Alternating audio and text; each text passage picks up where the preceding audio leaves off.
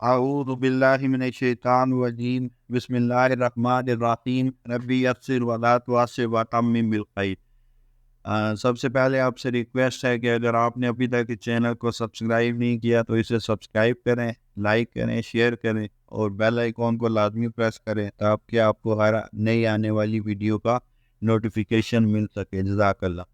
آج میں جس موضوع پر بات کروں گا وہ ہے وقت کی طاقت۔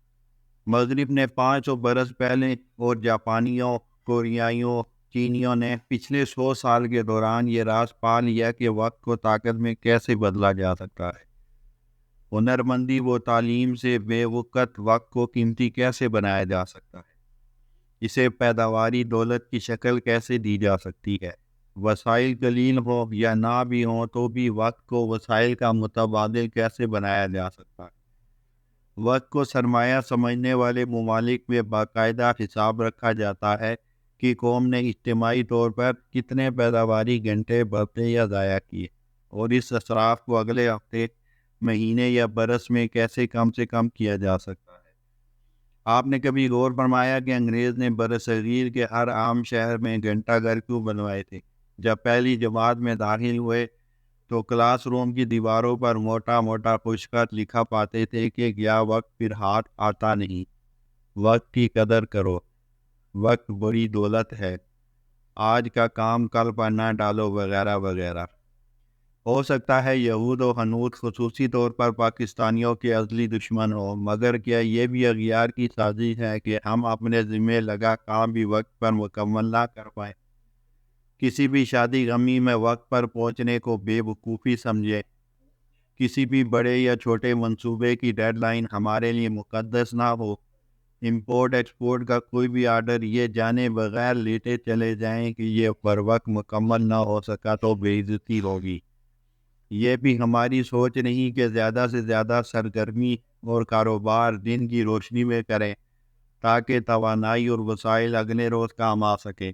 اور دنیا بھر میں ڈے لائٹ سیونگ جیسا ایک عمل بھی مہذب قوموں نے اپنایا ہے، یہ بھی کسی چڑیا کا نام ہوتا ہے۔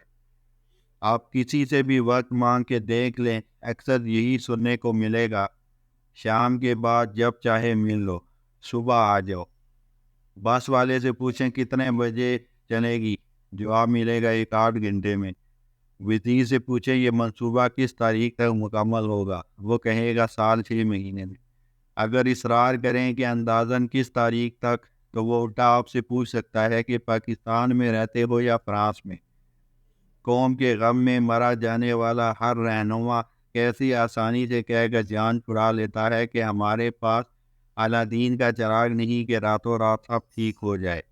مگر کتنے لوگ جانتے ہیں کہ وقت کی دراصل الادین کا چراغ ہے، اور یہ چراغ سب کے پاس ہے، لیکن شعور کم ہے۔ کیونکہ وقت ہی سیدھا نہیں ہو پا رہا، اس لیے کچھ بھی سیدھا نہیں ہو پا رہا۔ حیرت ہے، جس ملک کی آدھی آبادی خط غربت سے نیچے ہو، جہاں افرادی قوت کی کمی نہ ہو، وہاں اکثریت کے پاس فرصت ہی فرصت ہے۔ یہ کوئی المیہ ہی نہیں کہ صبح سے رات تک ہر قصبے اور بستی کے چائے خانے اپنا کام کسی اور پر ڈالنے والے ویلے لوگوں سے کچا کچ بھرے رہتے ہیں۔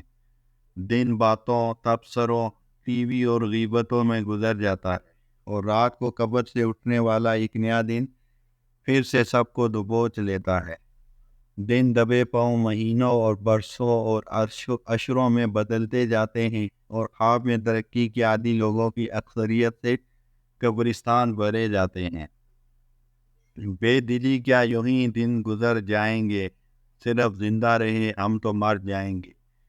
اللہ تعالی ہمیں وقت کی طاقت کو سمجھنے کی توفیق عطا فرمائے اور وقت کی قدر نصیب فرمائے۔ وآخر دعوانا الحمد للہ